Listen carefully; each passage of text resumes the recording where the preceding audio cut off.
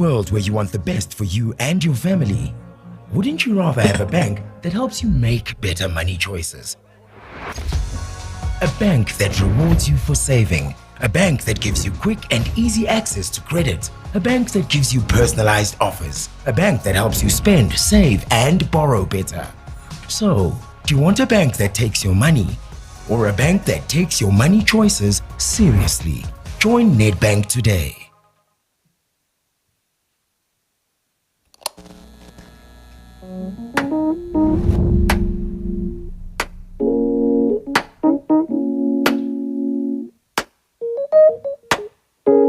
My name is Keynote. I'm a final year BA Law student at WITS. I'm also really big on entrepreneurship, so I'm always starting different ventures and initiatives. The idea I submitted for the Nedbank Youth X Awards is Legal Standpoint, an app to democratize legal education and legal services. A few months ago, I met my co-founder, Pamela Mathieu, and we realized we share the same sentiment when it comes to law as it stands right now, which is that it's really inaccessible. We thought, why not come up with an app that really simplifies legal concepts and learning about the law? Because at the end of the day, we believe that knowledge is power. And when you know what your rights are and where the law stands on certain issues, then you know what to do. You're empowered to follow the right processes. There's no app like this that exists in South Africa at the moment. I think it's quite innovative. And more than that, it really has the potential to create a positive societal difference. The law is the one thing that applies to all of us. And I think if we had the opportunity to bring this app to life, that would really make a world of difference. I think I'd benefit more from mentorship from Rebo Mhlari. I followed his journey closely. I know what he's gone through to get Recotech to where it is now. I'd benefit so much from his well of wisdom and just getting industry insight into what it takes to build a successful tech startup in South Africa. Platforms like this that really encourage youth entrepreneurship and encourage people to unlock their full potential and to go after their dreams while potentially creating employment opportunities for other people is really amazing. So I'm really honored and I'm privileged to be a part of it.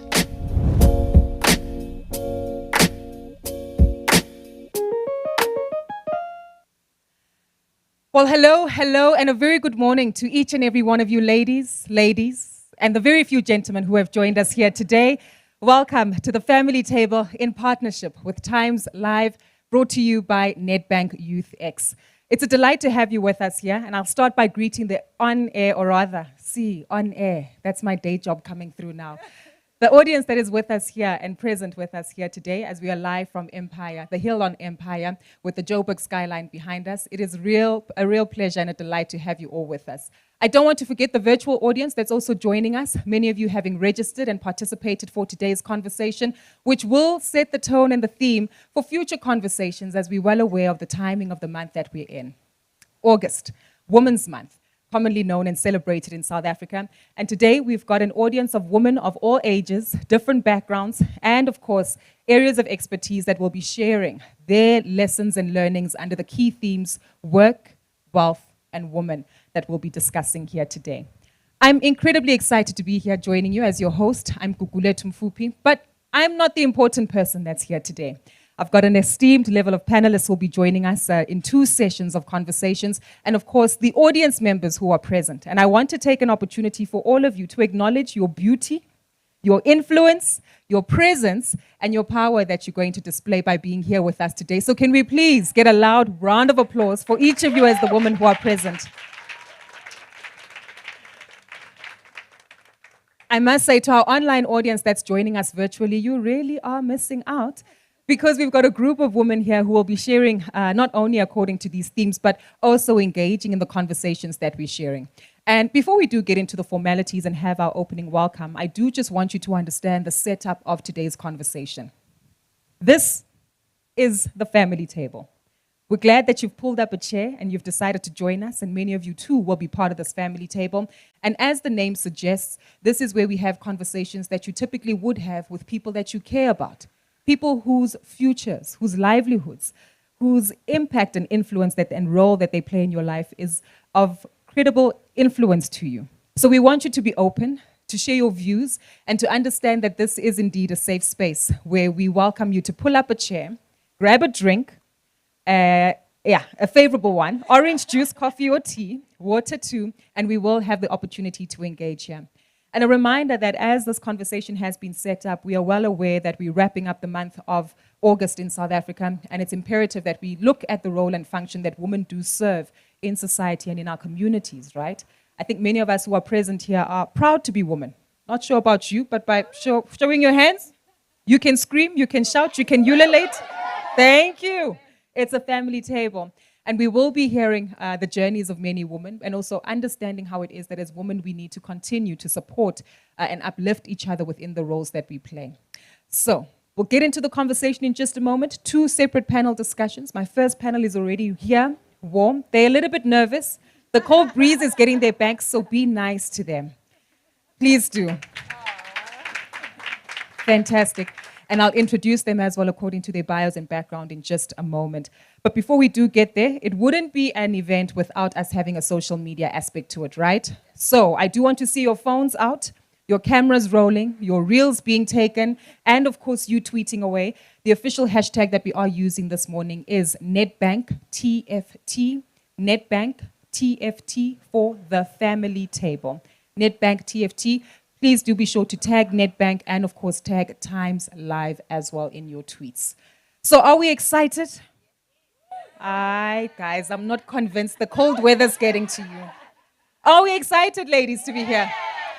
Fantastic. And to our online audience as well, it's a reminder to you to also be excited and to join us. We do have a chat service, and we will be allowing you and encouraging you to participate in conversation and Q&A with us.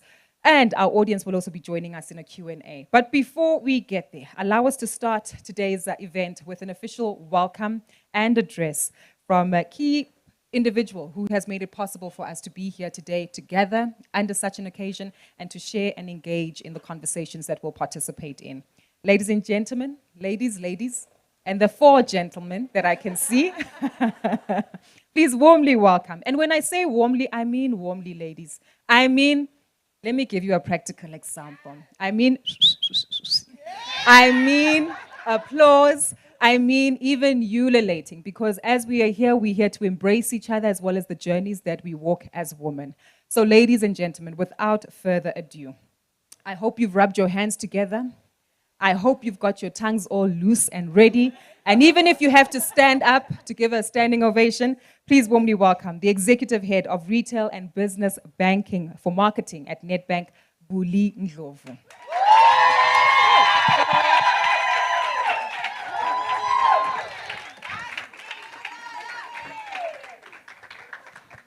That was definitely a warm welcome. Thank you, ladies.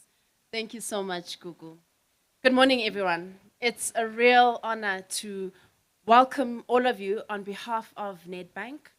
And we just wanted to thank the family table as well as Times Live for affording us the opportunity to partner with you in hosting this very important conversation. Knowing that I'm not the person that you're here to listen to this morning, I endeavor to keep this short and sweet. I really just wanted to take a few moments to focus our attention on a word that you would have seen circling around in the build-up to this event. A relatively small word that we tend to use daily and sometimes even overuse without any real regard for its relevance or importance. But it's a word that has the potential to deliver huge impact, and that word is conversations. Let's be part of the right conversations. In every business, every government department, every school board meeting, even every household, millions of conversations are taking place in South Africa every day. And unless we as women are making sure that issues faced by women and girls throughout our nation are part of these conversations, unless we make sure that we have a seat at the decision-making tables, that our concerns, our commitments, our beliefs, our fears, our insights are heard, we are simply not achieving all that we can in terms of transforming our personal and professional lives. Now, when you think about it, conversations are where decisions are made, right? Conversations are where paths are charted and where lives and destinies are changed. So let's be part of the right conversations. I simply cannot stress it enough. Women, I know we're multitaskers, right? We're usually juggling more responsibilities than most of our male counterparts, including the four that are here. And to quote Serena Williams in her kind of speech or her writing as she was evolving from the sport of tennis to focus on her family, she says, if I were a guy, I wouldn't be writing this because I'd be out there playing and winning while my wife was doing the physical labor of expanding our family, right? But despite this, you cannot afford not to have a seat at the table when conversations affecting you are taking place. And they are taking place daily. Not only do you owe it to yourself to be part of the right conversations, but the lives, careers, and well-beings of your sisters in society absolutely depend on it. We've come a long way and we've fought a brave fight, but it is not yet time to rest. There is still change to be achieved, and it's up to each and every single one of us to be part of the conversations that lead to that change that is to take place. This morning is one of those opportunities of real conversations that drives real change at the family table. I will now follow my own sage advice and stop talking so that the rest of this morning's conversation can flow. Thank you all for your attention and enjoy the conversation at the family table. Thank you so much, Buli, for that welcoming introduction and, of course, giving us some feedback as to how it is that we, too, need to participate in conversations. And that's exactly what we want you to do. So a reminder that throughout the course of the two halves of the panel discussion that we have today, there is an opportunity for you to raise your hand at any point. And we do have roving mics available to make their way to you and address us with any key questions that you might have. The same goes for the online audience who are present with us today. If you have any questions, type away. They'll find their way to us as we've gotten used to maneuvering around this virtual realm, and we will be able to address them to our panelists here today. So we're ready for the conversation. I'm delighted to see some of the scholars who are joining us here today. At one point, I might pick on some of you just to tell us who you are, where you're from. I'm getting side eyes already. And that might mean that will come to you because, as mentioned, you are part of the conversation. So no one is meant to feel excluded from this conversation. And maybe let's do that with a quick icebreaker just to get an idea of some of the people who are present with us in the room. I'm going to point to this table. I'm starting with the big sisters first to give the students some time to adjust. This table, choose someone, introduce yourself briefly, tell us why you're present here today. There we go. The mic is right behind you. Okay, thank you so much. My name is Makera Maile. I'm a business consultant and a business strategist. And I am also participating in a program by Ranyaka in Mamelodi, where we are empowering small businesses and doing training for them to run their businesses better. Boom. Thank you so much. Anyone who's an entrepreneur, you know who to speak to. There we go. We'll come to the table that's right in front here with the gentleman. We'll skip you and ask the young lady next to you. She moved her eyes away from me. So if you're shy, tell us who you are, the school you're from, and what grade you're in. And your favorite subject, maybe. Okay. My name is Nzalo Mangani, and I'm in grade 11. I'm from Nedbank Secondary School, right near Blue Hills. And my favorite subject, yeah. All of them are tough, they're a bit tricky, but like, I would say life sciences, even though, but we move. Exactly. We move. We move. And that's the point that we need to be mindful of. Thank you so much. We'll move the mic to that table right behind you, and we can choose anyone there at the table. The lady with the spectacles, though, you've got a beautiful smile. Maybe you can take an opportunity to tell us who you are, what it is that you do, and what you're looking forward to connecting on here this morning. Sure. So my name is Mbeo Nkosi. I'm the Chief Delivery Officer at VML1R South Africa, which is an advertising agency. And I'm here today to kind of connect and meet with beautiful women, smart women, understand more a little bit about wealth and work and women, exactly like the topic says. Yeah. I've already met some lovely ladies here who are into manufacturing and who make water bottles. And that for me is exciting to kind of see what women are up to in the space. And there's no greater place than with a bank to understand exactly what it is that people need and how we can make an impact in the advertising and communication space. Boom. Thank you so much for that introduction. We'll come to this table. I know I've left you lonely. That one will come to in a moment because I got a side eye from there. So I'll tread carefully. It's important that we be sensitive too, right? And as much as we want people to step into their boldness. But this table, happy to select anyone who's available to tell us who they are. Don't be shy. Morning, ladies. Morning. My name is Theodosia, and I'm the director of Theomay Medical Apparel. I manufacture scrubs, and I also do some CMT work for small businesses. CMT means? Cut, make, and trim. So, say.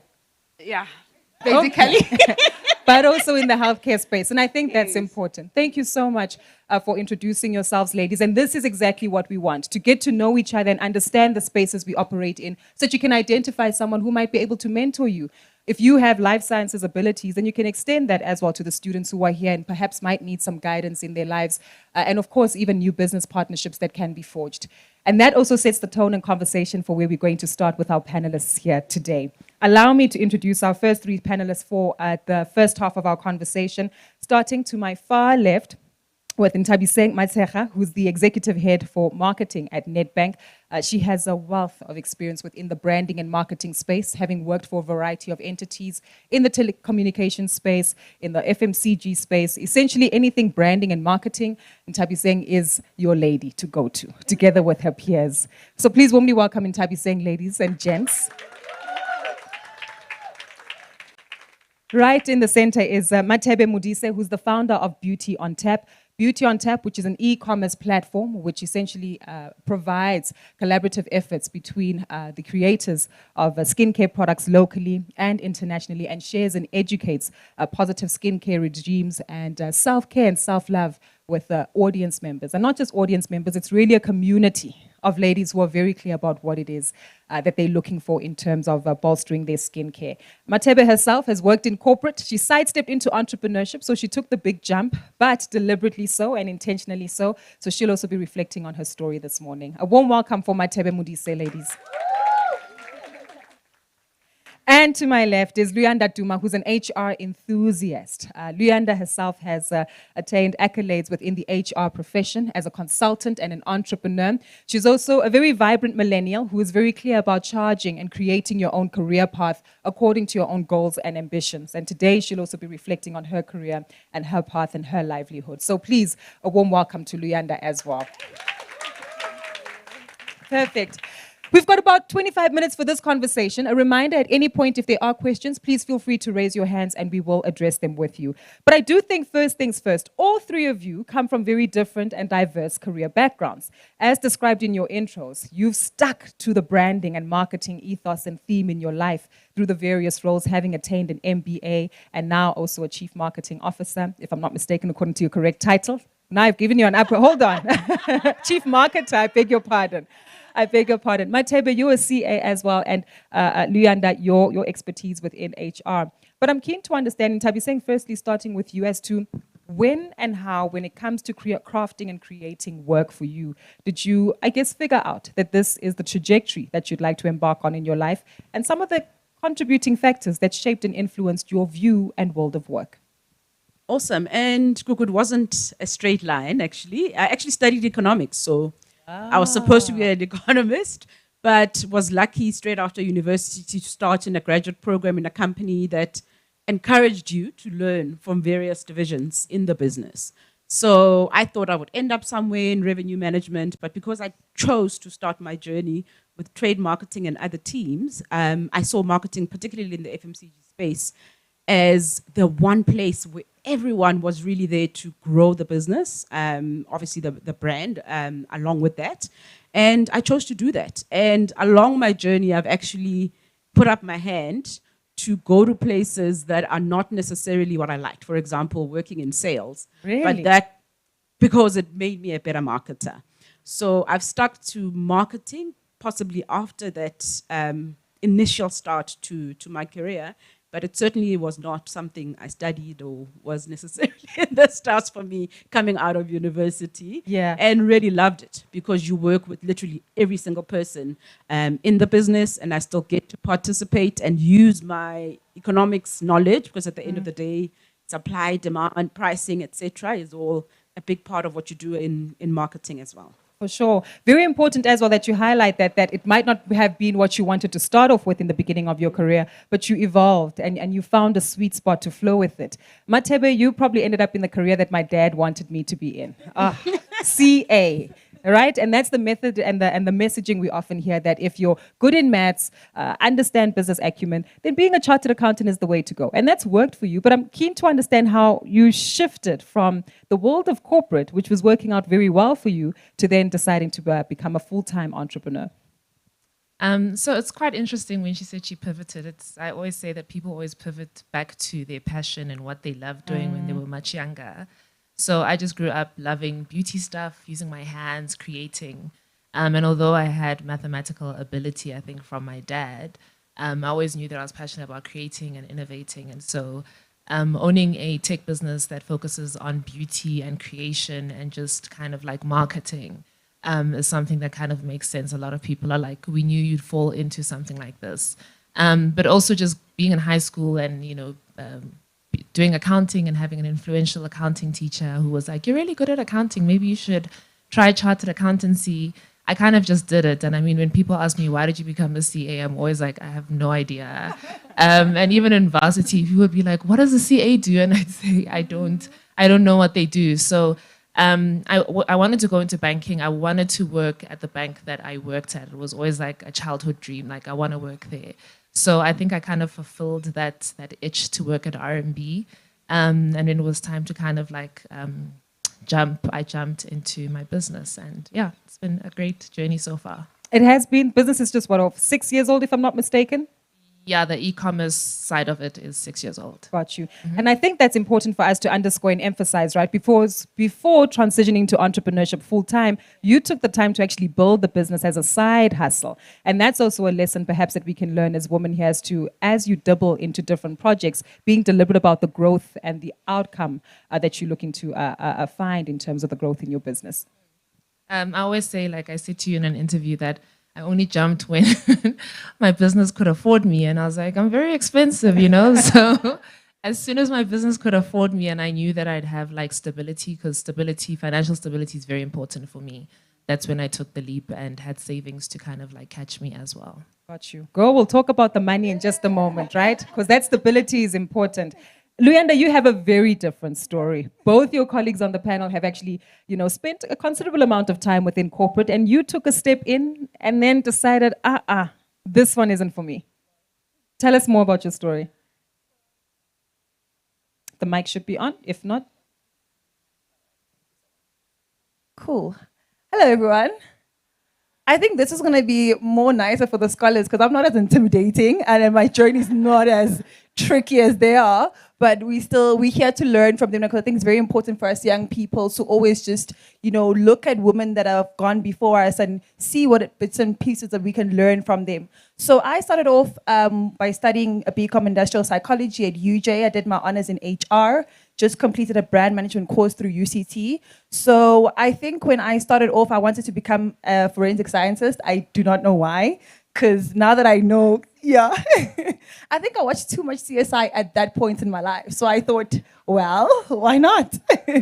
But I think, the beauty of, journeying and becoming is that the minute that you explore one thing, there are certain things that you learn about yourself and your journey that will kind of then pivot you to where you should be, right? So I always say that by dabbling in things that you like and things that you don't like, to learn allows you to know what it is, that's there for you specifically. And you are able to make a decision to say, this is for me. So I started by working at a very young corporate company that was, fast growing. And I think by being there, I realized that I could not do it. So it wasn't a decision that was made from afar to say, I don't want to go work a 9 to 5. I worked a 9 to 5. I realized why it didn't work for me. But I also, before making the jump to say that this is not the space for me, I had to kind of create what that space would look like for me, right? So kind of like, creating a safety net to say that I'm not going to make that jump or leave the industry without having a plan. So I think that's the biggest, some of the biggest, values that have shaped my career is that I always have a plan, but also before I decide on doing anything, I need to,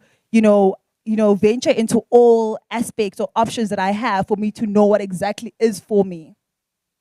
It's quite important, right, to actually understand the opportunities and avenues that are present for you. But something that also stands out is self-development, which is critical. And this is something that speaks to all of you. You've all studied, you've all gained some skills in the areas that you want to transition in your life. And I'm keen to understand what it is that you did and how it actually contributed to your growth that might speak to a student or a young lady that's in the audience here today who just feels stuck as to where do you go and where do you start as you're trying to pivot and transition to this passion point.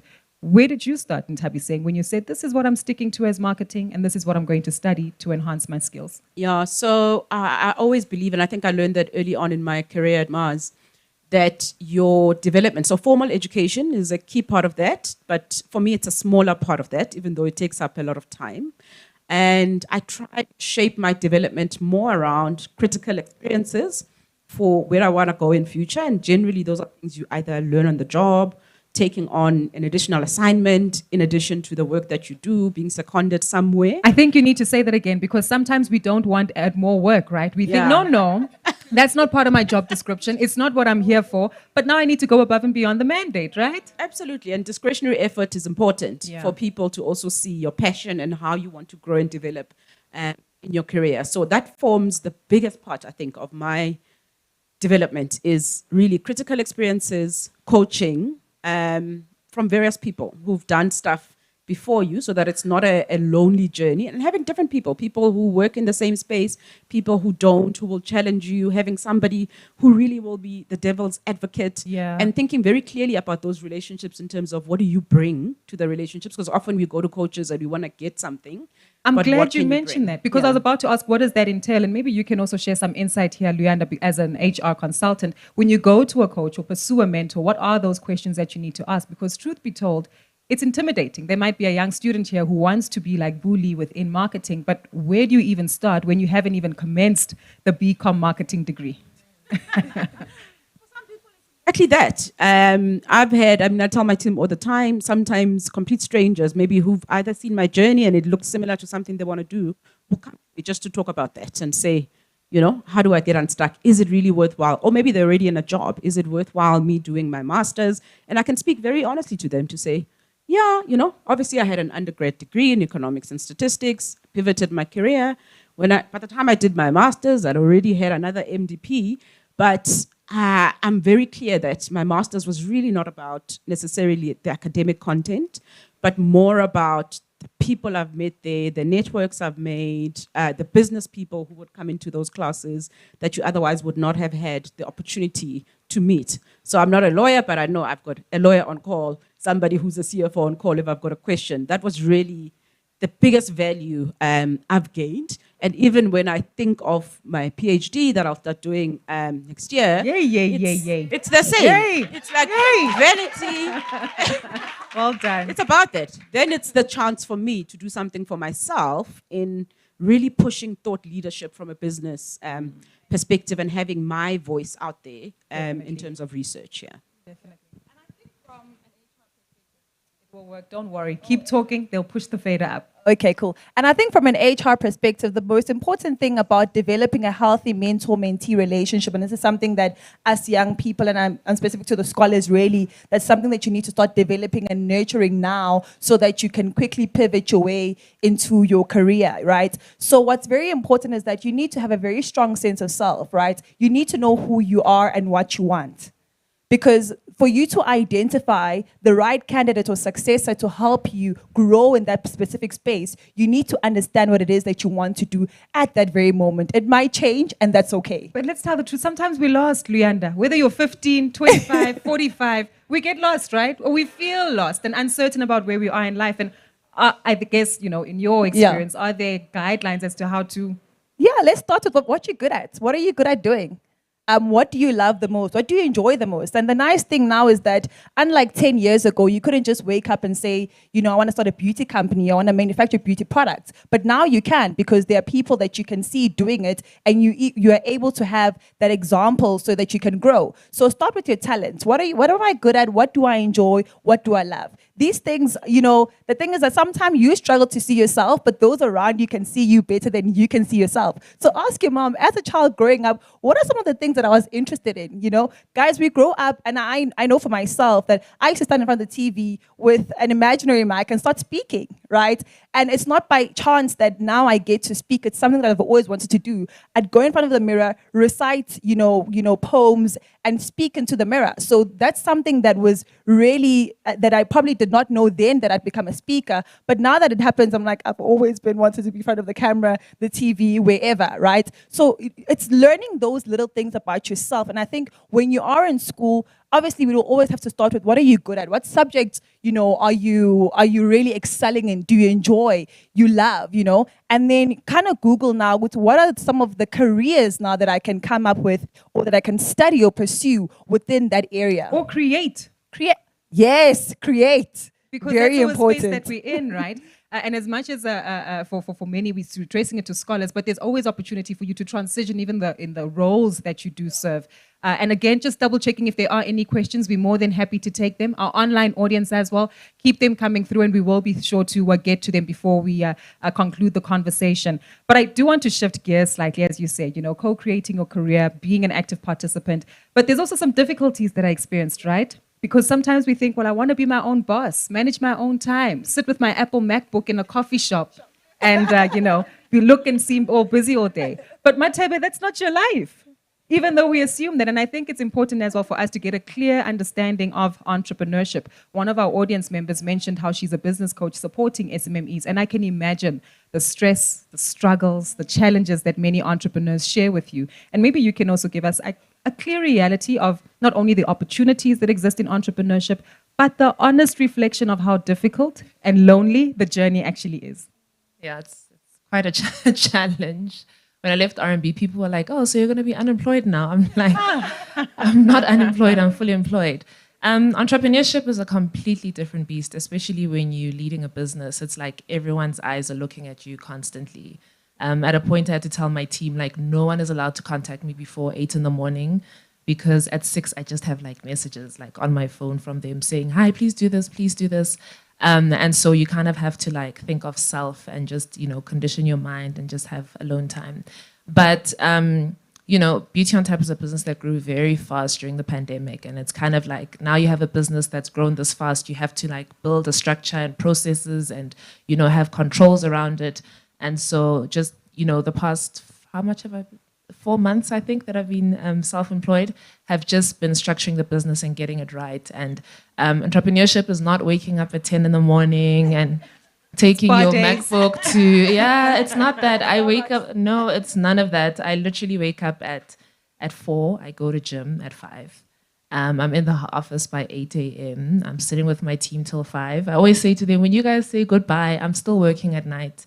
You see my emails coming through. So it's a lot of work. And if you honestly want to build a sustainable business that will be there even when you're gone, it's important to take it seriously and actually run it like it's a job. Like these corporates that we see were once somebody's dream and were once an entrepreneur's business that they were starting out. So I also want Beauty on Tap to be here one day running. So it's important for me to take it really seriously. That's important, right? And another thing that you've underscored, you do have a question. We'll make sure the roving mic gets to you.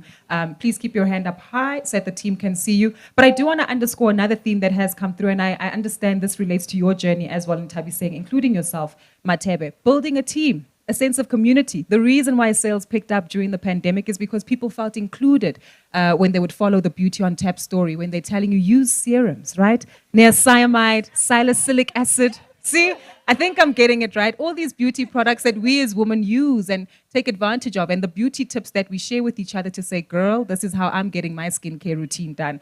And it speaks to a sense of community, not only in your customer base, but also with the team that you have to hire. Yourself and Tabi saying, I've read that you can speak 7 of the 11 official languages. And even though we underestimate that, but that's important, because when you can communicate with people in their own language, it makes them feel acknowledged. It makes them feel seen and even understood.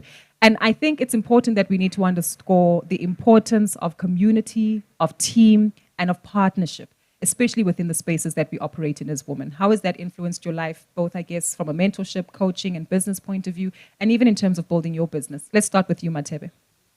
I always say that when you're in corporate, you must, it's like an encyclopedia. You must take everything you can learn there and take it into your business. like the mission statements that corporates have, them having, rally calls for employees is so important. And for us, it's like we have an external community that loves the business, loves the efficiency, and you kind of have to take that external messaging and plug it into your business to say, what is it that customers love about our business? And it's like, okay, the efficiency. And if you drive that into the team that, we have to stay efficient and we have a happy community, so we need to be happy so that it translates into, our business every single day. And happy also doesn't mean there aren't any difficult days, right? No, sometimes you will say, Kuku, you didn't do the right thing today. Yeah, no, there are difficult days. Yeah. But just, setting that reminder that this is what we're doing. When the business grows, we all grow. It's not my pocket that's going to grow. It's for all of us. People get behind the business. So I think just selling the mission statement, what the business is trying to do is really important. And so that's so important. Also just hiring the right people. As an entrepreneur. Really? What's been the worst experience? You see, that's why you need Leander. Yeah, because as a small business, you can't afford fancy recruitment agencies. We need Leanders to help us out with hiring the right people, and you have probation contracts, and you just have to get it right. But getting the right people into your business is really important, especially as a young Black female. Just getting that respect is also really hard. So yeah, because now we think we're friends. I come turn up, girl. I won't make it in on Monday. Yeah. Got you. Ntabi, saying your thoughts on community before we get Luyanda's insights as well. I think quite important. And for me personally, maybe 2 moments that were defining for me in my life to learn about that. Firstly, I grew up in Soweto. I've got a pretty eclectic family, grandparents from Swatini and all of the stuff. So hence the 7 languages. Came pretty easy. But when I was 9 years old, I actually got a bursary from an NGO and had to not move from Soweto, but leave Soweto every day to go into this fancy school where, you are there, yes, a diverse environment, but are you feeling included, etc. And just seeing how people worked with me through that to ensure that I was still successful in that school as a student. That was one defining moment for me. But also when I started working, the first company I worked for was pretty egalitarian business where people were Explain were that equal. to us who don't know what that means. So it means people are equal. It means the CEO waits behind you in line in the canteen. He doesn't have a special parking spot and, all of that stuff.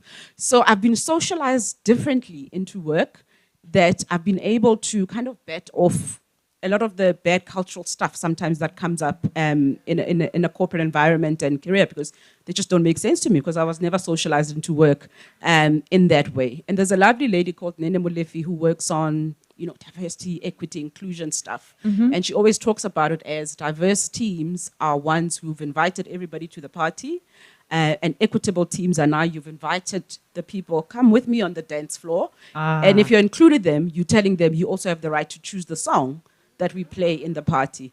So I think about that all the time in how we run our teams, building a sense of psychological safety in the teams, because when you can manage that difference in the team, especially cognitively. Definitely. You just produce so much better work. Definitely. Yeah. And I think these are really empowering tools, especially for students and many of us who might be venturing into other art spaces in terms of inclusion and participation. There's 2 hands that I see. We'll start with yours, ma'am. The microphone is with you. Please keep your hand up. It's just easier for the team to identify you and bring the microphone to you.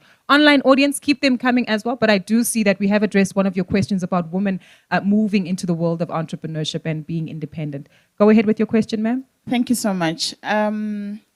I find that entrepreneurs struggle to see their businesses, like Matebe has said, 30 years from now.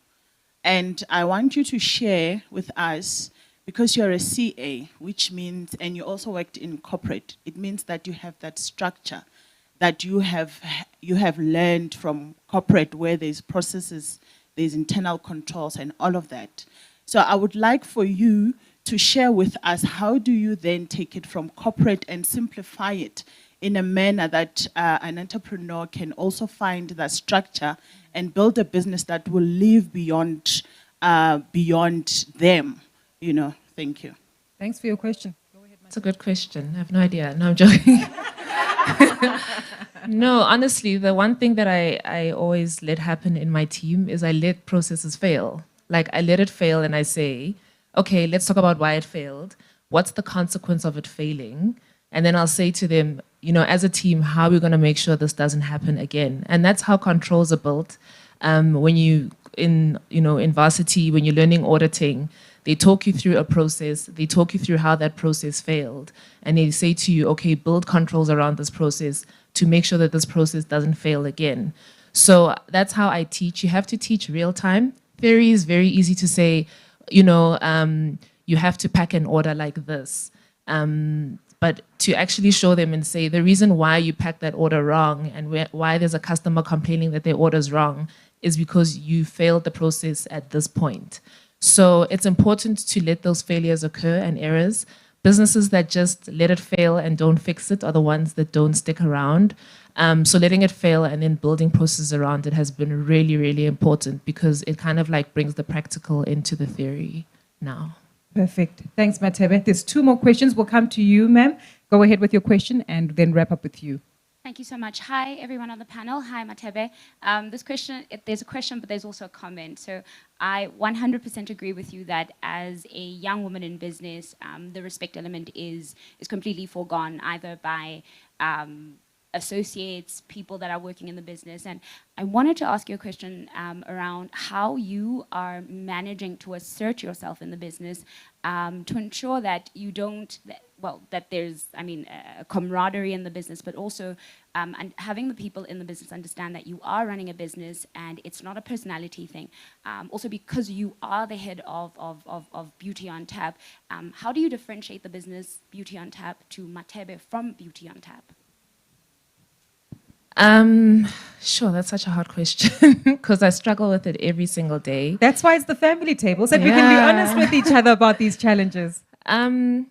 So I think the one question I ask people who I hire is, what do you want to do in 5 years' time? And I always say, it doesn't have to be you being a beauty on tap, just to gauge how seriously people take their careers. I have people who say, I want to be at Nedbank in 5 years' time as the head of whatever. Then I'll say, okay, cool, let's work on getting you there. So I'm not a selfish person. I know that people want to develop themselves. And once you ask people questions like that and show commitment to developing them as well, they kind of trust you and trust you as their leader within the business.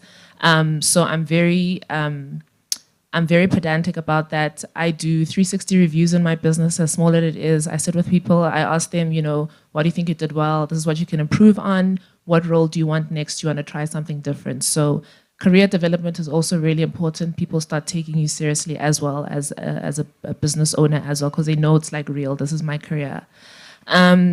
Then the one thing I've had to do, which is so weird, just dealing with external people, is I have to put that CASA in my name now. Oh, respect. So that people literally take me seriously. Things from the landlord to, it's just so wild that I actually have to put my qualification in emails.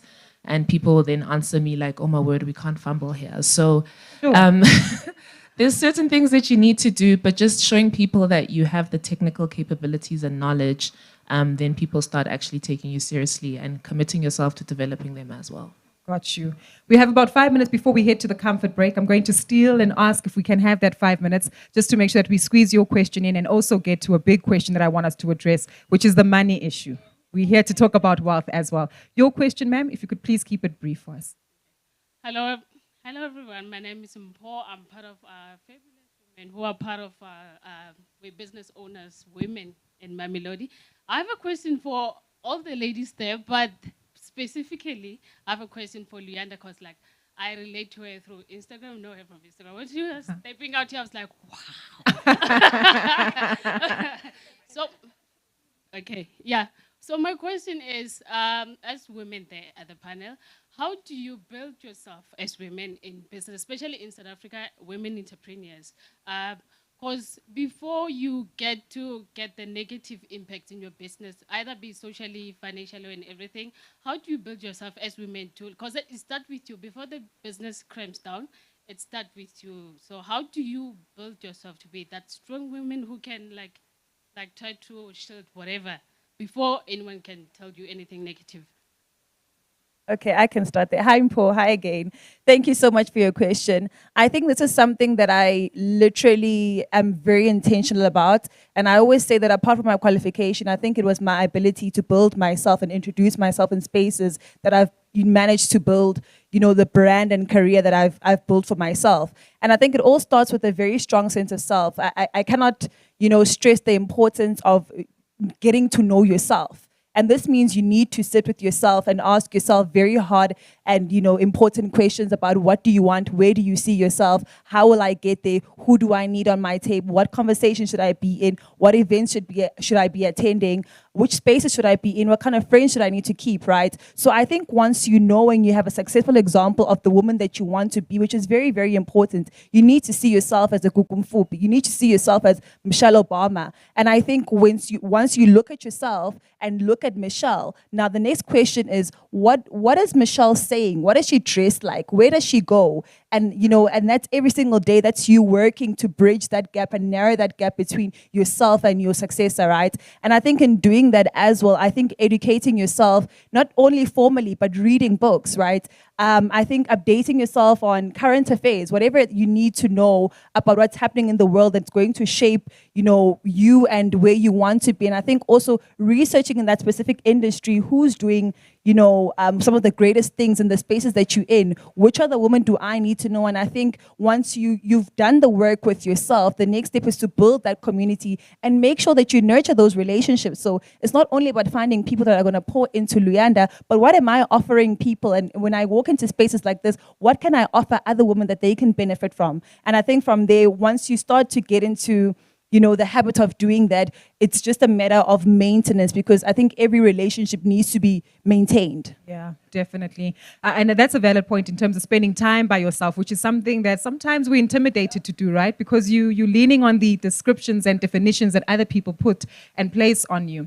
We've got about 3 more minutes before we wrap up this conversation, but a question for the audience. Who likes money? So we brought here by Nedbank, right? I'm tempted to say, look under your chairs, but we won't go there just yet. But it does help us understand and unpack the theme of money. We love money so much that given the opportunity, we want to make more money, right? We want to be financially independent. We want to take ourselves on the trips that we want to take on, and of course, purchase the things that we actually want for ourselves. And when it comes to money and wealth, one also needs to go back to understanding your relationship with money. And I think it's important that we have this conversation, especially as Black South African women, because if you look at the statistics that came through yesterday regarding the unemployment figures, 1 in 3 Black females under the age of 35 in South Africa is unemployed. Look at the room around you. The ones of us that are employed and lucky enough to actually have some form of economic activity are very fortunate, because we could be sitting by the wayside and not be able to generate money for ourselves. I do want to address this question with the panelists, and maybe Ntabi saying you can give us some insight into your relationship with money and how you view money, why money matters to you, and maybe some lessons that you can share with us about money. I've burnt my fingers several times with credit cards, but we do better, we move better, and we progress. And I'm keen to understand from each of you, I guess, your view on money and wealth, and the different things that wealth also encompasses, especially from a health point of view. So an important lesson that I learned, I think, joining Nedbank, first of all, is you have to talk about money. Because that's often the thing, we just don't talk about it. So you have to be able to talk about money and do what you can to understand why you have a particular relationship with money. Like, what's your limiting beliefs about money? What are the beliefs that help you make more money? And we've got a money archetype survey that people can do on Money Edge. But what it teaches you, like, for example, for me, my archetype came out as the carer. It will tell you about the formative elements of your life, very accurately, that have shaped why you have a particular relationship with money. Because in the same way that you've got a feeling about swimming in the ocean or relationships, there's something that shapes your feelings. And for me, it was, grew up in humble circumstances, have left maybe some people behind, and therefore I throw money at stuff in a view to care for people. However, I can do that to my own detriment, where now I'm putting myself and my own family in jeopardy. And what it taught me were practical steps to still be able to give generously, without putting yourself in a funny situation. For example, you can decide up front, okay, I'm going to help people and be generous, yes, but I will limit it to 5,000 Rand a month. And when that 5,000 Rand limit is reached, it's reached. It's now no, any sob story or whatever, you don't listen. So it doesn't stop me from being who I am in terms of giving generously, but I don't do it to my detriment. So talking about money, very important. Yeah. Definitely. Matebe, your perspective, you were sharing a story with me about building wealth and the conversations that we actually need to start having as well as family, as friends from a much younger age in terms of building wealth. What impact and legacy is that having on your life? So when I started working, my mom always tells me a story, and she says, when I was working, there was one day I didn't have money for peanuts, the peanuts. So she's always said to me, even if you have 5 Rand, save it. So I'm a very, very big saver, to a point where people have to encourage me, like, spoil yourself, do something. I went a bit overboard sometimes with it. Of course, the shoes, the bag. The shoes. Yeah, I'm a shoe person, but I'm such a big saver, and I encourage people around me to also save. I always say to people, you have to be your own backstop. Like, when stuff happens, you have to be the person and say, oh, actually, I have savings where I can, tap into them a little bit and use them. But for me, it's really important to build wealth. Retirement is very scary. I'm not thinking of it because I'm still young, but I see it. I read all the time that people are retiring with no money. And retirement money is like a lump sum. It's there, but you don't really generate more income. When you stop working, it's done. That money's done. You're just now eating off it. So for me, I want to still earn money when I'm old. I want my kids to get money from things that I do. So that's why beyond Beauty on Tap, I also build pastry skincare, which is money that, through sales comes in all the time. Diversifying. So it's really important for me to then build generational wealth and have that money stick around for a while. Definitely. But my kids can't spend my money. Oh. They must build their own money as well, and just, use the pool that's there to build their own things as well. Definitely. But the lessons are there, the solutions are there, and the conversations taking place. And Luyanda, I think it's also important, perhaps, if you can share your perspective as a big sister to some of the younger sisters who are here in the audience, right? Because at 15, 16, I'm sure you look at Instagram, you're like, whoo, Luyanda looks amazing, So my very first job, I want to earn a substantial amount of money or find new sources of money. But when you speak to young girls about understanding money, and of course even how that translates to your work environment, to the spaces that you want to fulfill, what kind of conversations are you having? Even with your younger sister who's actually here with us in the audience, yeah, right? She finishes my money. Does she? She does. You're always sending him money. Yeah. And she's in varsity, so you can only imagine the e-wallets and, the stipends. But I think for me, I'm so grateful for, the information that we have readily available to us as young people to learn about money. Because I think, like the ladies mentioned, that back home, we never used to talk about money, Our parents, don't ask. But I think my money relationship is really a combination of both my parents, where you have my mom, Aiko, and also Lindlin. She's that mom. Like, we're not buying takeaways, there's food in the house. Whereas my dad is like a spender, like you ask for anything, you have to go to my father. So I think I've managed to strike a fine balance between being able to save and be able to say no as well without feeling guilty, because, sometimes you want to help. And I think growing up in a home where my parents are very generous to other people and family, I always want to be that person to extend that help, right?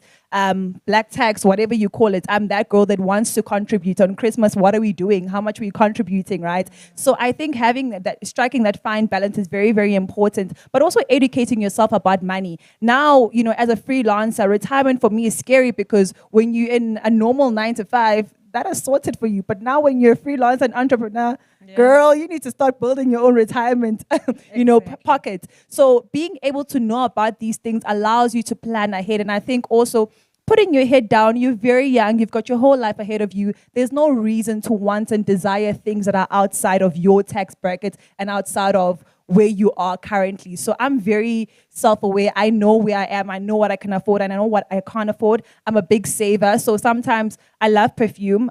So I will save for 3-4 months to just buy that one perfume that I love so much. So it's also just, having a budget, being able to say, what can I do? What can't I do? When I spoil myself, how far do I go? So be honest with that and respect your money, relationship, so that other people can also then learn from you to respect those boundaries as well, and have boundaries when it comes to money as well. And it doesn't start only when you earn money. Even with the little money that you get to go to school, save that R1 from every 25 Rand or 20 Rand that you get. Save that R1. It always goes a long way. And I think COVID really did teach us to say you need to have an emergency account, and it starts now, right? So you might have a horrible relationship with money, but you can always change it from today. Definitely.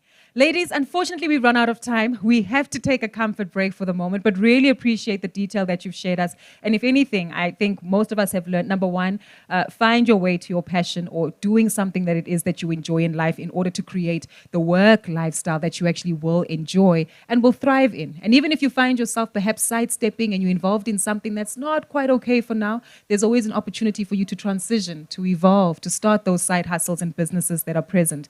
So surround yourself with a positive team as well. Do the work on yourself, get to know yourself, but also get to know the people around you that are supporting you in your business and in your hobbies and in the activities that you'd like to participate in. And money is always important. Your relationship with money, how it is you spend money, how it is that you make money in order to contribute it and have it be attributed to other spaces of your life. Thank you so much to my three panelists. For the moment, we're going to take a very brief break, comfort break, about 3 to 5 minutes, just to allow us to get the second half of our panelists on stage, and of course, allowing you here with us to get a quick refreshment, stretch your legs, and maybe have an opportunity to quickly network and take down notes or a name of someone you'd like to speak to. Those of you joining us online, please do stay with us. Just keep the volume up, because we will be back a lot quicker than what you anticipate. We have been receiving your questions, everything about how women have to balance it all, of course, trying to find a coach and make sure that you find the right person. We will be sure to address that as well in the second half of the panel and with the rest of our speakers that are present here today. For the moment, a quick comfort break. Let's stretch our legs, and a big thank you again. Ntabiseng, Matebe, Luyanda, thank you very much for your contribution.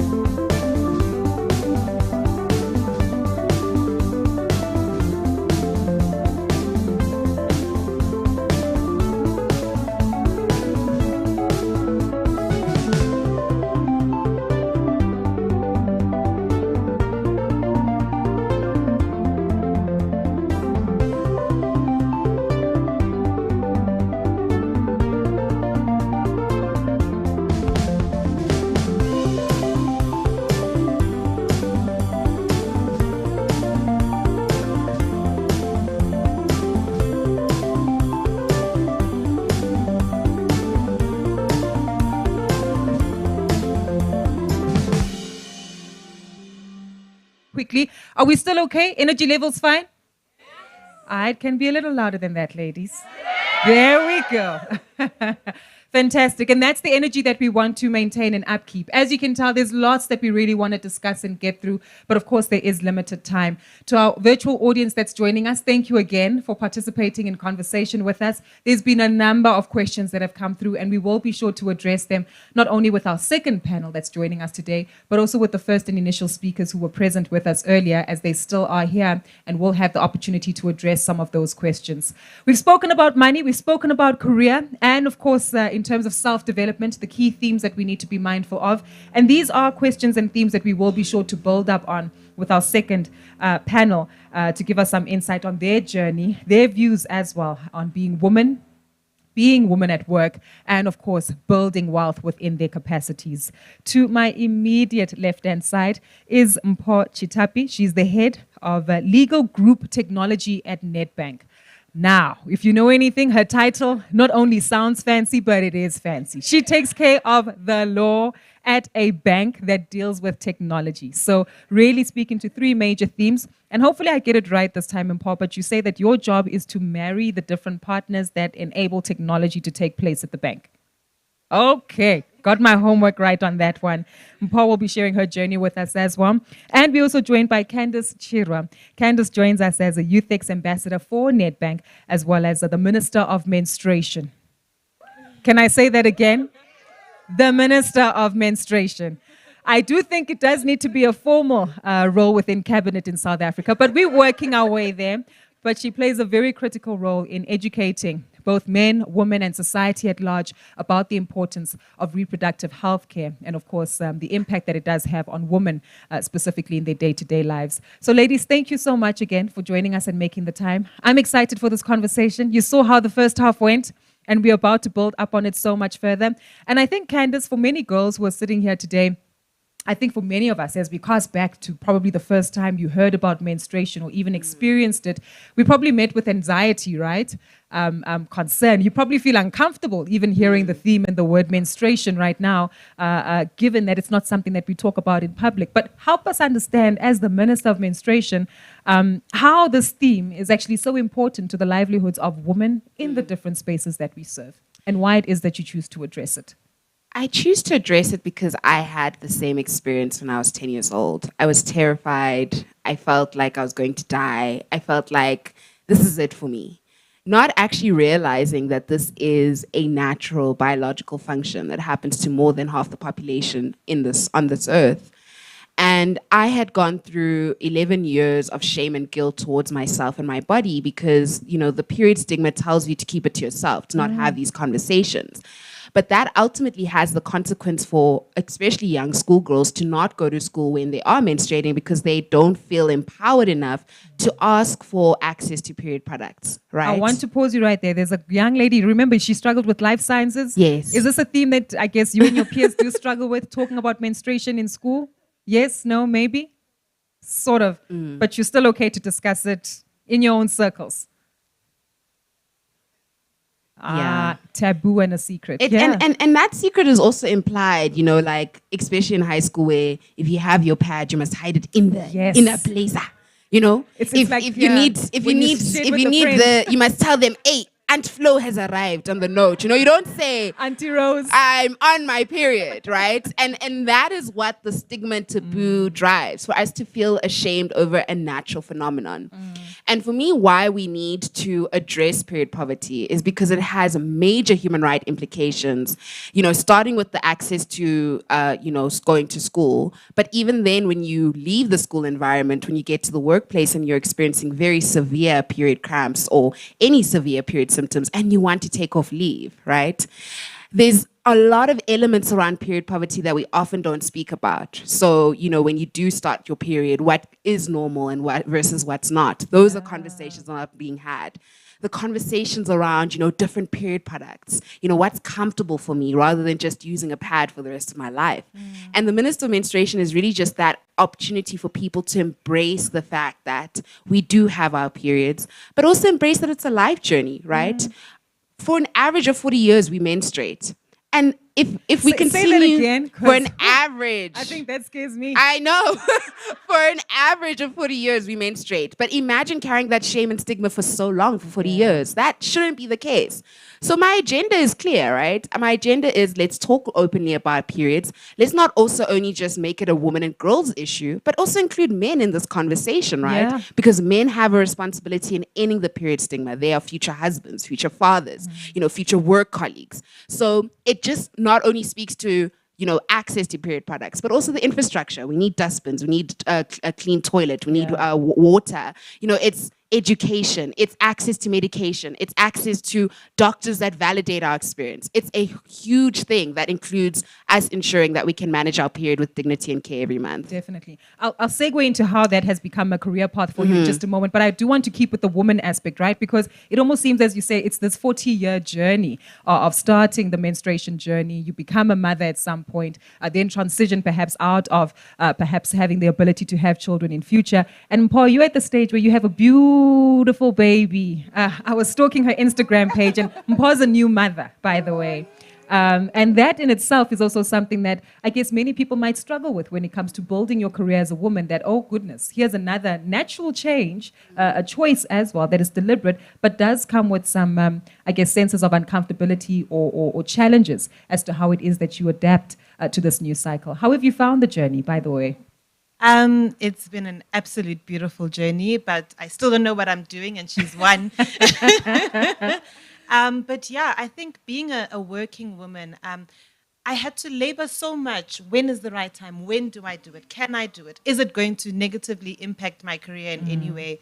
And, I eventually decided to stop overthinking it and to take the plunge. And it's been an awesome journey. But, at the back of my head, I always have it in my head that, okay, now the balancing aspect comes in, how do I navigate being such a driven, ambitious woman, being a mom, being a partner as well, and doing all of that well. And for me, something that I learned quite later on in my career is that you can't always be everyone to every at all the time. Yeah. It happens in stages. There's going to come a time when I feel like I'm being an amazing mom, but maybe I'm not always the best partner, or I'm being a really good partner and, I'm showing up at work. So I think a lot of it has been being kinder to myself. You can have it all, but you don't always need to have it all at once. And giving yourself time and space to sort of, go through the ebbs and flows of life, understanding that it's very seasonal. Yeah. And I'm at a great season right now. Yeah. I think that's so powerful because even as a young Black woman, I often have difficulty being kind to myself, even when I'm doing work, even when I'm showing up in my personal relationships. And I think as Black women, we need to afford ourselves and grant ourselves the kindness that we deserve, right? Let's talk about what that looks like, right? Because I Yeah. think it's easy for us to say, let's be kind, let's be graceful. But what does it look like when I say, okay, I flunked at that, I failed this particular subject, I didn't do so well in showing up at work. What does being kind look like? I think it means recognizing that you are human, right? So I think we live in a world where we're always seeing people do the most, the minister's here, the minister's there, Because how? you're posting, right? yeah. Obviously. But I think also recognizing that there's an element of a humanity there, that also to be productive is to rest as well. You can be productive whilst resting. You can also have moments of failing. I like labeling this thing to say to fail is to rest because it gives me the opportunity to do it again, right? Got you. And often, especially in high school, I always had that thing of like, if I get 60%, I know I'm not going to do great. But it gave me the opportunity to reflect back on what it is that I need to do better. And if we start to pivot that in that way, then we can allow ourselves to be more kinder to ourselves instead of just being so harsh on ourselves. People expect so much out of you, so you need to always perform it this way. And it's like, we can't. We're not machines. We are human beings. So even being kind to ourselves is so important, right? When the deadlines are pushing, when people are on your neck, it's really just important in saying, you know what, I haven't slept for more than 8 hours, I probably need to sleep in order to meet those deadlines efficiently. And it's just about saying, you know, if I haven't had that hot chocolate in a while, let me have that hot chocolate. And maybe prioritize some self-care. Let me do that hot bath. Just prioritize yourself so that you can also give back the way you want to. My life motto is to be first that I may be of service. And if I'm not like first efficiently, if I haven't taken care of myself, the work that I'm going to put out is not going to be great. Precisely. So it's really important that you prioritize that. Definitely. I like this because it does speak to taking care of self first, which is something that was also echoed in the first half of the panel today in terms of prioritizing self. But a reminder that we are still taking your questions in person. So if any point you have a question, please do feel free to raise your hand. And I do see a hand has popped up, so we will come to it shortly. And of course, those of you online who have also been able to share your question, your hand has also been noted, ma'am. And maybe before we get to the both of you, just in terms of your question, it does speak to one that has been addressed by Adele, and this time also responding to concerns around careers, right? And how it is that you adapt during this life flow. And perhaps if we can still, you know, view your experience here, Mpho. Adele specifically asks, you know, how is it that we reintegrate women back into the workplace, specifically when these kind of changes do take place, either becoming a mother or having, I guess, some kind of experience, traumatic experience, taking care of self and then having to come back to find that sweet spot to show up and deliver effectively. And most importantly, I guess, the kind of conversations that you're having in the workspace to allow that participation to take place. Because it's one thing to want it for yourself, but you do need to be in an enabling environment that makes it easy for you as well to ebb and flow accordingly. Absolutely. So for me, that raises two important questions. You need to look at the workplace in which you're working in and then your home environment. So, for example, at home, whenever I leave my partner with my baby, it cannot be said that the father's babysitting their child. Yeah. You're a right. lot of men have that thing to say they're babysitting their own child. It's his child. It's your child as well. We are both parents. And, you know, it so happens that at some point I'm maybe cross-nighting, I need to work harder, I'm looking after the baby. Then next weekend he's doing it, I'm looking. It's a partnership. We need to view marriages as partnerships. Say that again. We need to dispense with gender roles within marriages because it then affects how you show up in the workplace and how things happen. So for me, it was very important to make sure that at home we're both supporting each other through this journey as best as we can. At work as well, we need to understand that, you know, in as much as we are equal, we are dealing with women. And we have to go, like you said, Serena, Bully said that you have the labor of building a home as well. And you need to understand that about your female colleagues as well. And for me, it just boils down to human-centered leadership. Understanding the next human, understanding the diversity that exists within genders, not just male and female, but the larger LGBTQI experience as well. So I feel like if we can build those kinds of workplaces, and that's why diversity and inclusion is so important, because we can to understand our differences and relate to each other from that point of view.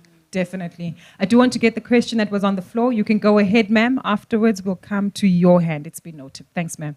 Thanks so much. So my question, which is actually to both of you and maybe to the other panelists when we get them to answer questions as well, is in these kind of forums as women, we often talk about our successes. And when we're talking to people, it often feels like nothing's ever gone wrong, ever in our lives. I got my degrees, I got my whatever, I got my jobs, I got my business. So what I'd like to ask is, you know, in which ways have you failed, whether that is financial traps, emotional traps, mental health traps, whatever it may be, and how did you get back on track? Because I think a lot of us actually have a lot of things that have taught us through failure or through challenges. Let's not call them failures, challenges. So what challenges have you had in your lives and how did you get back on track? That can be something that people can relate to. That's my first question. And then the second one on top of that, just in terms of money, a lot of us are nomads in Johannesburg or in big cities or wherever it is that we're going to make our wealth. What are some of the things that you would say people must be aware of as financial pitfalls as you go into places where money is made? It's easy to look on Instagram and look on the streets and see people doing amazing things. And when we fall into traps, what are some of the traps financially that you think we need to be aware of as women in order to be able to succeed in the future? Got you. Valid points. I think let's start with the panel, and at some point we will make our way to some of the previous panelists to respond to that question. But biggest failures and financial traps? Sure. I think I'll speak to my academic journey and then a little bit of my personal journey in terms of mental health. But I'm currently doing my PhD. Well yeah, done. I know. I know. I'm only 26. It's very overwhelming. And during my master's, I failed my first thesis submission. And it wasn't because the work wasn't good, it's because the stigma around that environment, the academia environment is a white dominated environment, right? In which one of the comments on my paper from the department head was to say, drop out. This topic is not valid, or it's not relevant. And the topic was period poverty. The topic was, let's see menstrual health as a human rights issue. Yeah. That moment was so defining for me because I felt that I had based everything on, having a master's degree and not necessarily realizing that my worth is me as an individual and not necessarily the academia, the certificates, the degrees and the achievements, because those things can be removed, but who am I at the end of the day, right? And I don't define myself as, hi, I'm Candace, the Minister of Menstruation, this and this and this. I'd rather say, hi, I'm Candace, and my purpose in life is to make people happy through community service. I don't tie my worth in all these things that could be removed anyway. But So I guess to underscore her question, if I can jump in there, Candace, you go through a process before you reach that point of self-realization, right? Talk us through that process, because it's the long nights where you're crying alone. Yes. It's the calls to the friend for not making it. Yeah. And maybe even, specific bouts of depression where you just don't want to get up and it's already 11 o'clock. Yeah, I was going to get into that, in that those moments of failure, those defining moments have led me to really sit in my car and just have moments of, I'm ready to just hang it up. Like, I'm ready to just not be the Minister of Menstruation anymore, not, continue to do the work. But I think what drives me is I'm not driven by profits, I'm driven by my people. I'm driven by constantly always knowing that there are so many young girls that need the menstrual education. There's so many young girls that, I want to change the narrative for them and I want to empower them, and I'm driven by that. And it's difficult. I won't even lie to you. There've been moments where I've even had my own parents say, I don't think you should do this. I don't think you should do this. Yeah. It's not worth it. But I've always ensured that the passion for people has always been the centerfold of my life. And I'm always driven by that. And I'm never comparing my journey to what other people are doing or how many cars people are having or whatever. I think for me, it's just more about the impact and legacy that I want to leave and changing the disempowering narrative around periods. Definitely. Yeah. I want us to park the money question because I do want us to shift to wealth in just a separate conversation. But Mpho, maybe if you can describe some of your failures, because let's tell the truth. Your CV is incredibly impressive as well. You were made a partner at a law firm that you used to work at previously before joining Nedbank, now even head of a department at your age as well within legal, tech, different spaces that, truth be told, have not been dominated by Black women before. And that in itself is also you coming into your own to occupy a space that perhaps was never left open for you. So the journey has been, up and down. It looks like it's like this, but I'm sure when you see those memes, it tends upwards, but it goes like this, and then up a bit, and then down a bit, and then you sort of going there, right? But I think from my childhood, and this comes into my relationship with money as well. I come from a family of entrepreneurs, and I think when I was 17, my parents lost everything. We had to move out of our home. They lost their... Did you understand at the time, or is this just a move that's happening? I understood because they were very hands-on in keeping the kids up to date with what's going on. So we always knew when things were going well and when they were not. And this came at a time when it was time for me to go to varsity. There's no money, and I have this dream of being a lawyer, So for me, just that childhood trauma, if I can call it that, with money, it set me up in a way, and it sort of propelled me to work harder to then get the funding to get through law school. Mm-hmm. I That's another story I think could actually motivate a number of young students who are here. How you got the funding, scholarship, bursary, application process. It was hard. So I had no money for the first year at all. And at the time, WITS had this program where if you got one distinction, you get, I think it's 1,500 taken off your fees. I'm like, but I need 7 distinctions to be able to afford this, guys. I promise you, I was not an A student, far from it. In fact, I can see my high school NSA over there. Oh, and I was like, I want this thing with everything in me. I'm just going to have to get the distinctions. I'm just going to have to do it. And I promise you, I focused so hard that year. I managed to get about 60% of it, of the funding, that is. I got the 7 distinctions, but it was only 60% of the funding. That says something. And yeah, I struggled to get through the rest. I struggled through second year, trying to ask for money from relatives. By third year, thank God, the bursary came through, and then I was able to finish my schooling that way. But even just that process, of trying to get funding, it's not an easy thing for students. And being faced with that insurmountable mountain of wanting tertiary education, but having to wonder where it's going to come from, it's not an easy thing. Then fast forward to the law firm. Now I've arrived, and I had a single track of making partner. I promise you, from third year, it's what I wanted. Yeah.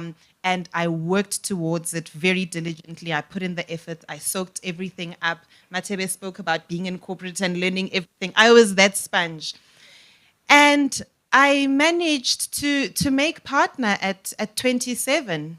That's huge. That's huge. But I was desperately unhappy. Really? Can you imagine wanting something for so long and finally getting to it and then realizing that, oh my goodness, I've made a mistake and I want out. So I stayed as partner for 6 months. 6 whole months, and then... Girl, let's talk about this. Because I'm sure your parents are also saying to you, hold on, this is what you've worked towards. There's financial security. Your career trajectory is clear. Absolutely. So it's a huge decision that you're taking here. It really was. And I knew I had to go. And the opportunity at Nedbank came, and it was a no-brainer for me. I jumped ship, and I haven't looked back. Also, something that I missed at 22, just as I was getting to start the job, my father, who was, still an entrepreneur, still struggling along, but he got gravely ill and he passed away. I'm now the sole breadwinner, starting my first job, doing articles, right? So it has been a good journey, but it hasn't been peppered without, its difficulties. And having to step into my father's shoes at 22 was a daunting task for me. I had my own goals and aspirations and, dreams of what I wanted to do, but I also had to sort of put that into the back burner in a way, to step into this new role that had now, presented itself.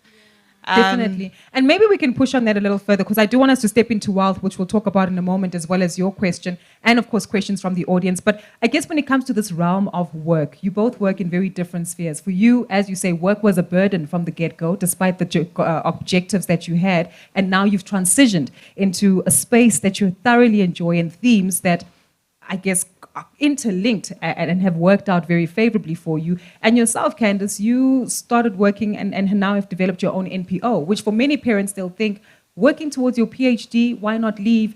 And of course, try to focus on a good paying corporate job that comes with the security. So essentially the question I'm asking here is defining your own career path, as highlighted by Luyanda earlier.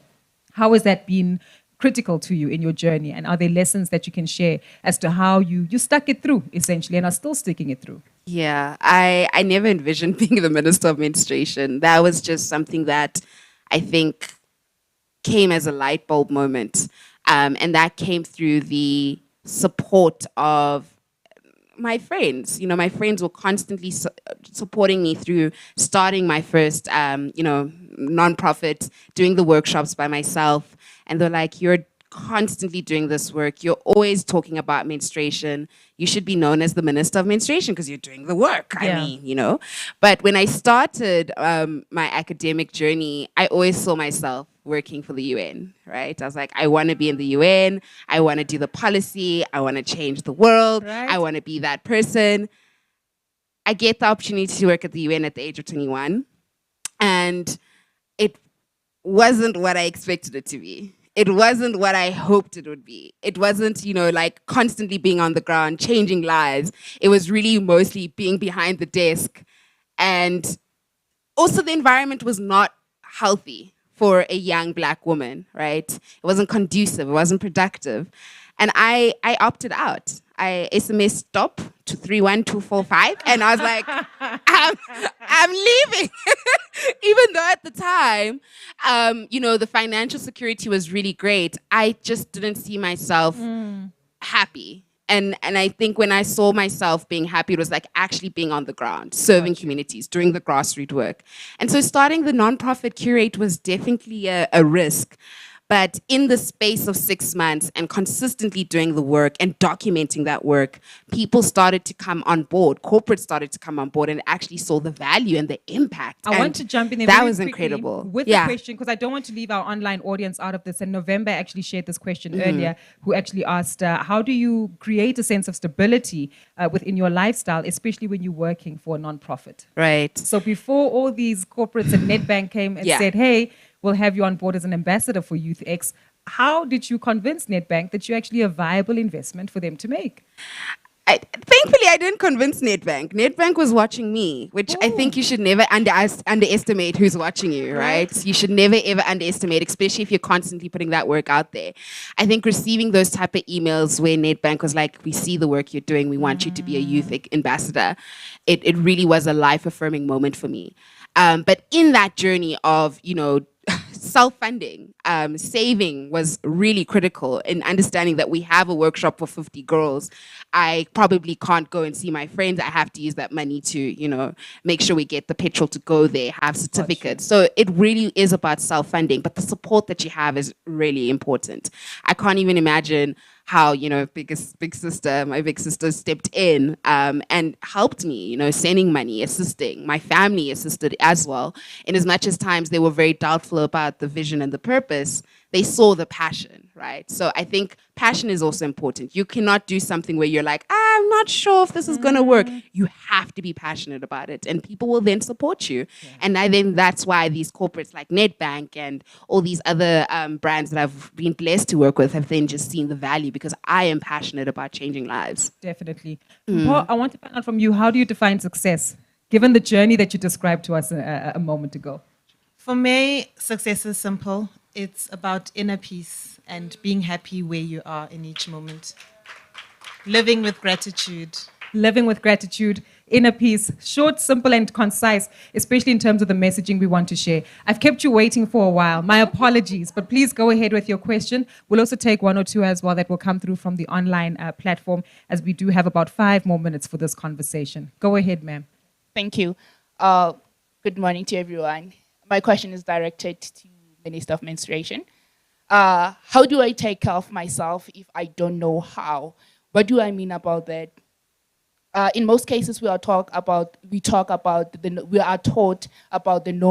normalities of menstruations and not their abnormalities. You see, where do I go where I talk about severe pains that I'm having without being called weak? Or where do I seek help without being accused of a lifestyle that I've never even experienced? Good question. What's crazy is that there's been so many young girls who have always asked me, is bleeding for this long normal? Is this type of blood clot normal? Is this normal? And I think the key word is normal there, right? So first and foremost, it's important to understand that our process of menstruation is normal, but intense, severe symptoms, whether it be bloating, whether it be pain, whether it be headaches, any types of symptoms that are so severe and stop you from doing your work or going to school, that is not normal. Now, unfortunately, what we often see play out in the medical space is that when a young menstruator goes to tell the doctor, I'm experiencing very intense pain, it's easy to track that you have a fever, right? Because we can just do temperature checks, feel your head. But when it's your period pain, which was, in relation to your reproductive system, there's often an invalidation there that happens. So a doctor will say, yeah, but it's your period. It's expected. And it's like, no, it shouldn't be the case that I am experiencing this. And this is why I always tell young girls, you are the greatest advocate for yourself. That's why it's so important when you are speaking around your menstrual cycle, you're tracking it. So track the symptoms you experience. You can easily get an app on your phone, or you can even have a diary to say, this month for these amount of days, I've been having this period, this has been my flow, these are the symptoms. And then when something comes that is abnormal, something that you've never experienced before, you can use that as evidence to the doctors. Be like, here are the receipts, doctor. The receipts say, for the past 3 months, I've been bleeding for medium flow, but now all of a sudden I'm having a heavy flow.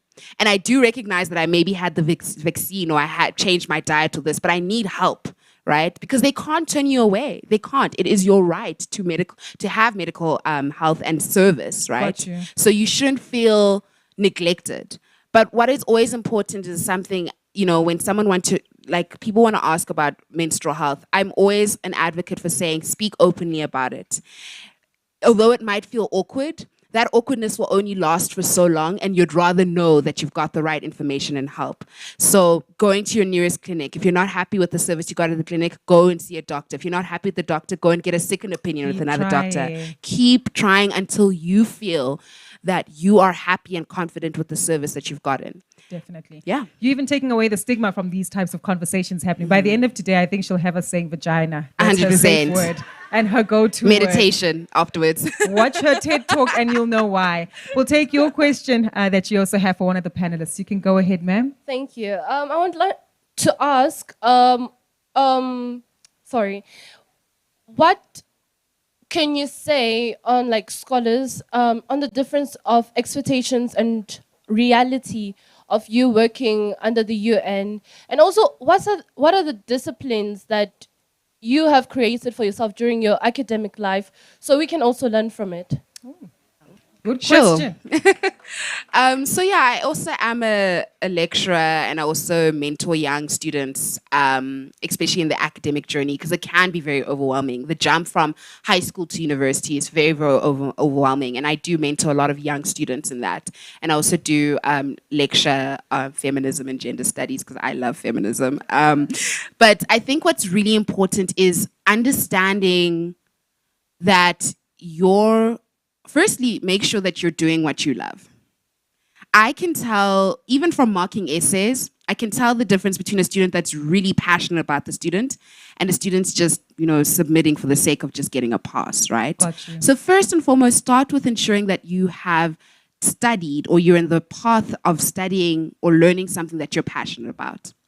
Secondly, I always say prioritize a schedule that works for you in terms of your academic deadlines, because there's always going to be that week. It's called test week, hey? And it's testing you. Not only are the tests testing you, but life is testing you, right? Yeah. But ensure that you have a consistent schedule and saying, okay, for the next 2 hours, I'm going to be studying. If I have an essay due and I know the deadline is in a month, I'm going to set a week in preparing for this essay. And also use the resources that are given to you, right? So if you know you have a tutor or you have a mentor, asking for help doesn't mean that you don't know what you're doing. It means you just need the help. I suffered this thing in university where I'm like, if I ask for help, I'm being seen as weak, and actually I needed the help, and I would crumble if I didn't need the help. But actually knowing that there were people there to help me, my tutors, my lecturers, sending an email, asking for help was the biggest thing that saved me, right? So invest in your network, invest in the network of resources that you have, but also make study resources your friend. Yeah. I use Google Calendar all the time to remind me of deadlines, right? Like I live off Google Calendar to remind me that you have to be here, or in 2 weeks you have something due. And I add notes. I'm very strict about reminding myself because I have so many things going on in my head. Mm-hmm. So keeping notes of things are so important, but also asking for help will save you. And I'm happy to mentor you as well. So we'll chat after this. Making the circle bigger. So fewer TikToks and more notes, right? No, do the TikToks, but watch more TikToks that talk about how you can study more. See, she's smart about it. Right? And everything that Candace has said is pointing to habits. I'm about to start reading Atomic Habits, and I think everyone should read that book. And what it says is that habits is the compound interest of self-improvement. So hone in on those good habits, form those habits as early on as you can now. And I promise you, 5-10 years from now, you'll be able to point to Yeah. that distinct moment where you started doing that. Definitely. Definitely. We've unfortunately run out of time, but I do want to wrap it up with a money question because that was addressed and is also part of the reason why we're here today. And bringing it back to you, Mpho, you've described an interesting journey in terms of your career as well as your life that many of us can resonate with. And I guess for you, your relationship with money, how do you define success when it comes to money? And I guess some key lessons and learnings that you can also share with us in terms of failure when it comes to money. Love money, I have to say that.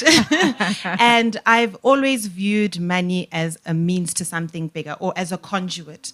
You need to see money as something that can enable a better life, enable your self-interest, enable you in any way that you imagine, right? And so from early on, I've always known that I need my money to work for me. I've invested heavily in financial literacy and just understanding how to, make a budget, have an emergency fund. How do you deal with debt? What is your relationship with debt? Is it healthy? Financial compatibility with partners as well is a big thing. It can make or break any union, understanding that early on. And also, guys, when I say money works for you, compound interest is the eighth wonder of the world. Explain Einstein to us what said. that is for those who don't know. Guys, the earlier you start, the more your money can make little money babies. Yes, exactly. Those money babies are what you're going to live off at some point. And, people talk about retiring at 60. You don't have to. You can be saving 30-40% of your income. There are FIRE movements now. It's called, financial independence, retire early. Yes. There's so many resources around how you can make money work for you, how you can align money with your individual goals and ambitions in life, right? And so I tried, as much as I had a real lot of obligations really young, to put something away. So, the richest man of Babylon says, 10% of everything you make as a starting point, start there. I promise you those money babies will start coming. And the more you start, the earlier you start, the more you'll see that wealth start to accumulate and grow. Just like you, I've had my fingers burnt as well with debt and credit cards. And, we are human at the end of the day, but it's important to take the lesson and move on. And also, you don't wake up and you're financially literate. You need to do the work. And there's so much information around this. Tabiseng touched on it, and that as a bank as well, we're starting to offer young people the tools to be able to make that change.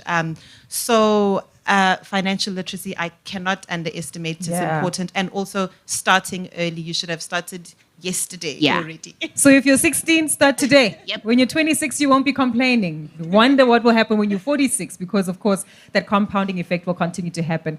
Ladies, unfortunately, we have to leave it there though, but really appreciate the details that you've shared with us. Of course, lessons and learnings when it comes to failure and transitioning that into success, understanding that life also happens in your journey to building and creating the life that you want, but ultimately you do need to actively participate. Mpho, I think you've also encouraged a lot of the scholars here that even if the money is not available for you to study next year or the year thereafter, there are solutions that you can put in place right now by working harder, by being more determined, by looking for those bursaries. Ask Nedbank, maybe they'll help.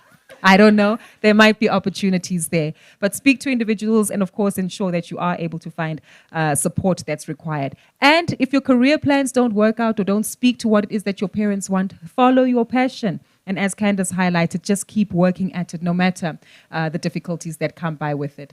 Thank you so much to each and every one of you who've participated in conversation with us today. Thank you to both Candace and Mpho. There's so much more that we could discuss, but I guess that just speaks to the element of being a woman who is at work and building wealth, that there's so many ways within which we can evaluate the conversation and share our experiences. But of course, that's why we keep these conversations going here at the family table and in many other spaces that we share too. To share our closing remarks with us for today and, of course, conclude the program. I'm putting her on the spot, but that's fine because we're going to warmly welcome her again, right? With a warm round of applause. Ladies, and the few gentlemen, please warmly welcome back on stage, Buli Ndlovu.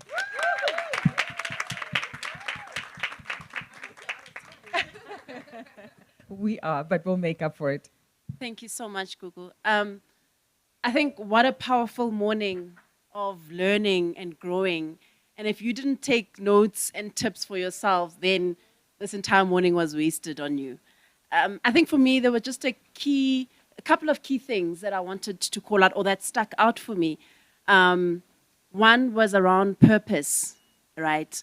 What I heard a lot of the ladies speak about is, and I think Ntabi articulated it by saying, it's not always a straight line, right? It's not always a straight line. So how might you evolve, adapt, transition, and pivot into your purpose, all right? Because ultimately, that's the place where you're going to grow and bloom and become your best self.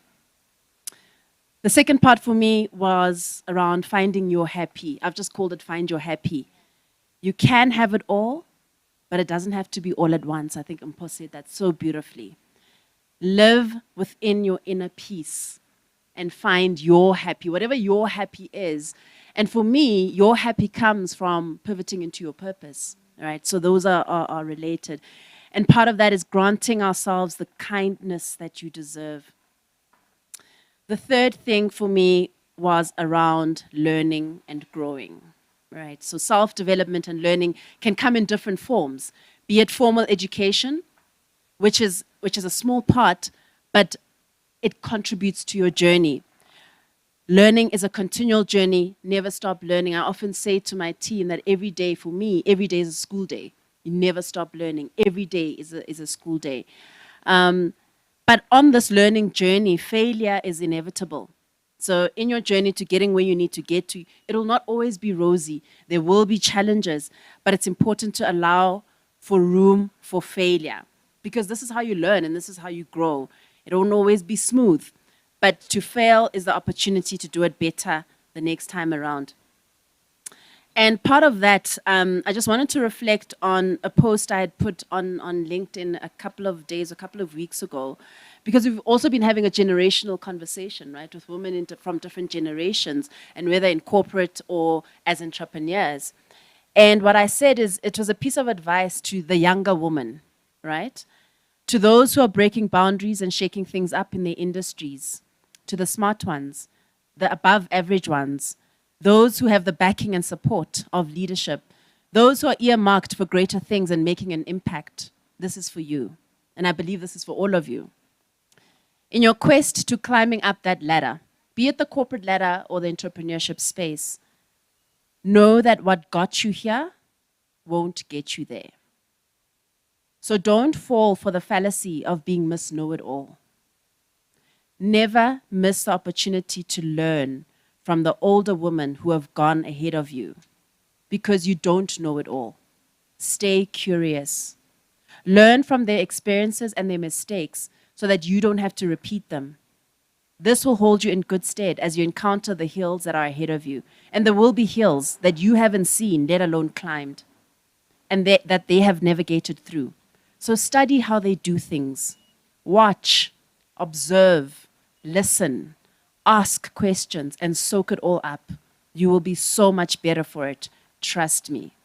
And by the way, being younger or being older is not about age. It's just about the credibility that you've earned through the hard yards of experience. And so, as a banking brand, we're incredibly clear that our business cannot thrive in a weak economy or an ailing society. And therefore, we have a big role to play in systemic transformation. This we really articulate through our purpose of using our financial expertise to do good for individuals, for families, for businesses, and for society. And because of this, at Nedbank, we're really intentional about helping people to make better money choices today for a brighter future tomorrow. And being part of conversations like this is really just one of the ways that we get to live out our purpose. Thank you so much. This was such a fantastic opportunity and a fantastic morning. I hope you all enjoyed yourselves. Thanks. Thank you again, ladies, so much for your time. And of course, those of you who have joined us online, for those of you who are present with us, please do feel free to enjoy some refreshments. There will be some snacks that will make their way up. And as you make your way down, once you do leave, there is a goodie bag that we will be sharing with you upon your exit. Thank you again. Wuli closed it off beautifully. Please do interact, engage, network, get to know each other better. And most importantly, as mentioned, live to your highest potential. regardless of where it is, what you do, and how you do it going forward. Thank you so much for joining us today at the family table. We really appreciate it. Thank you and have a beautiful afternoon forward.